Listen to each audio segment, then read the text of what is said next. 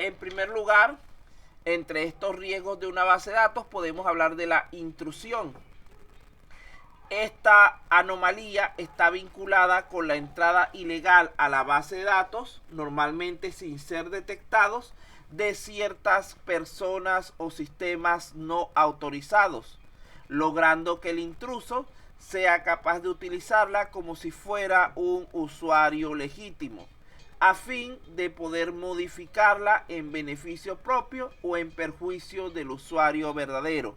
Una forma común de esta es, por ejemplo, los hackeos de los correos electrónicos o de las cuentas de Facebook o de WhatsApp.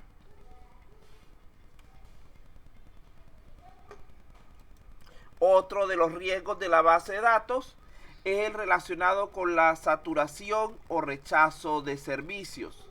Este caso se produce cuando usuarios malintencionados logran impedir el acceso a los servicios a los usuarios legítimos de la base de datos. Esto puede producirse modificando sus datos de acceso o acaparando los recursos disponibles sin necesidad de otras alteraciones o robo de información. El caso más común de lo que es la saturación o rechazo de servicio es el robo de Wi-Fi. Vean que a veces una persona tiene una conexión, supongamos, de 10 megas, que debería ser suficiente para su uso normal, pero hay personas que se van conectando a través de que consiguen la clave o de alguna manera obtienen acceso, y el sistema llega al momento en que se colapsa para ese usuario que está pagando el servicio. Esto es una forma, un riesgo, una violación de la seguridad dentro de la base de datos. Se supone que si tú estás trabajando con un sistema correctamente configurado, no debería permitir en lo posible el acceso de terceros no autorizados y sobre todo de manera concurrente. Esto es mucho más común de lo que las personas piensan. Inclusive creo que la mayoría de ustedes ya, si no lo han hecho, han sido víctimas de este hecho, de este robo de señal de Wi-Fi como ejemplo de rechazo de servicio. Por ahí a lo mejor hay alguno que está viendo su clase robando señal Wi-Fi por allí de algún vecino, amigo o familiar que tenga disponible. Tercer lugar, tenemos lo que es el robo de información. Esto se refiere al acceso a información confidencial o restringida para aprovecharla sin autorización, pero sin modificarla de modo alguno, generalmente tratando de pasar inadvertido. Vean que hay una diferencia entre el robo de información y lo que es la intrusión, a pesar de que parecieran lo mismo inicialmente. En el robo de información, simplemente la persona o el hacker, vamos a decirlo así, accede al sistema, toma la información y sale sin que la persona se percate.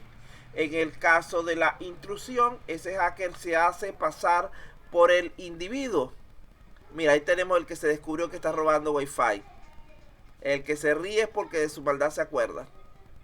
Entonces, en ese caso, la intrusión se produce cuando el individuo opera el sistema como si fuera la otra persona. Esto por lo general es rápidamente detectado por usuarios que estén acostumbrados a manipular su servicio. En el primero puede ser que solamente entren, roben la información, copien los datos.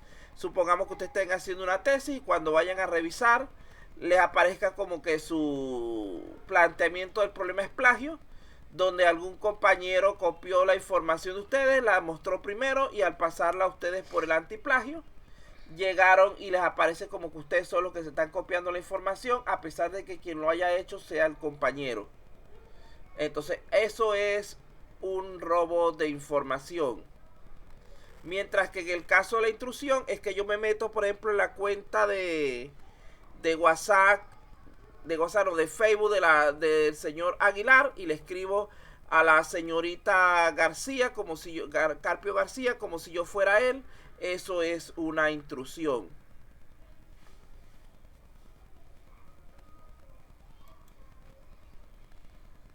Entonces vamos a enfocarlos en los aspectos relacionados con lo que es el usuario, no tanto con el administrador.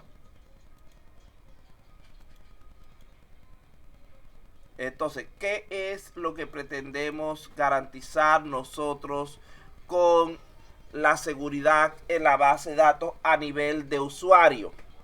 En primer lugar, debemos buscar garantizar lo que es la integridad, es decir, la permanencia inalterada en el tiempo de nuestros datos, de nuestra información, porque de qué vale que guardemos la información hoy y mañana cuando vayamos a utilizarla, la información haya sido dañada, alterada o se haya perdido.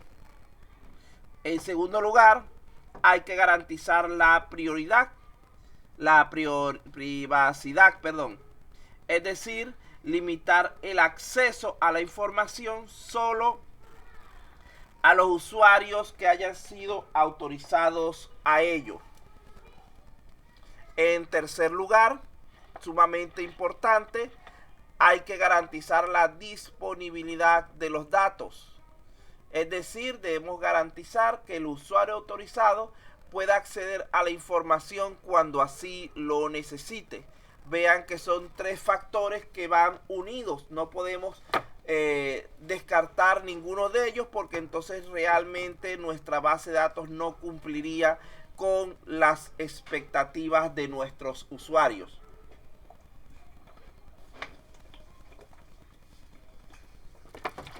Continuamos entonces.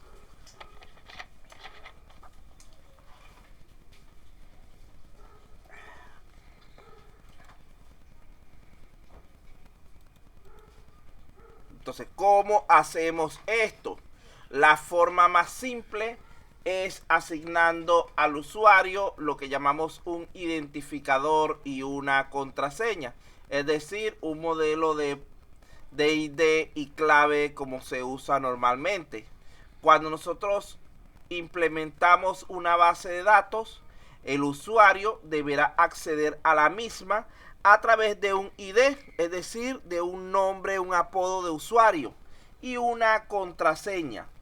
De allí que cada base de datos debería tener asociada al menos una cuenta de usuario. Por lo general comenzamos con la del administrador, ya que en caso contrario se atentaría contra la seguridad y disponibilidad de los datos. Si nosotros no generamos cuenta de usuario, nadie podría acceder a la información, por un lado, o también podría suceder lo contrario, que cualquiera pudiera acceder a nuestros datos, porque no estamos estableciendo ningún tipo de restricción de paso. Entonces vean que nos lleva a los dos extremos. Por lo tanto, de allí la necesidad de establecer nuestras cuentas de usuario y de garantizar la seguridad teniendo como medida mínima el establecimiento de ID y clave.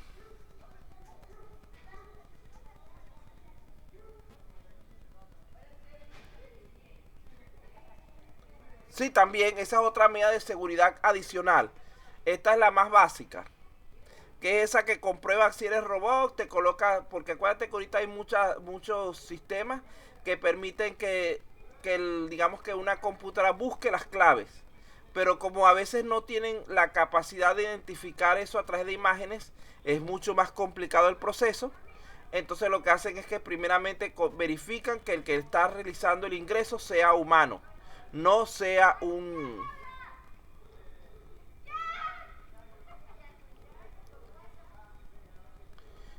Bueno, para mí no sería una base de datos como tal porque es muy poca la información, muy poca la...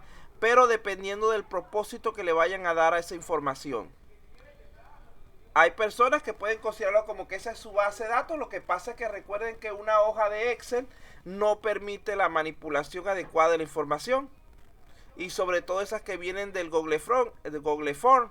Ellas lo que te permiten mayormente es visualizar sin muchas opciones de modificar. Entonces está cumpliendo con algunas de las características, pero con otras no. Entonces lo que debemos hacer es analizarlo bien en torno a las características que se le están presentando. Para mi criterio personal, yo no lo considero como una base de datos. Simplemente lo considero como una hoja con información que puede formar parte de una base de datos mayor, sí, que sería la que guarda Google Form internamente.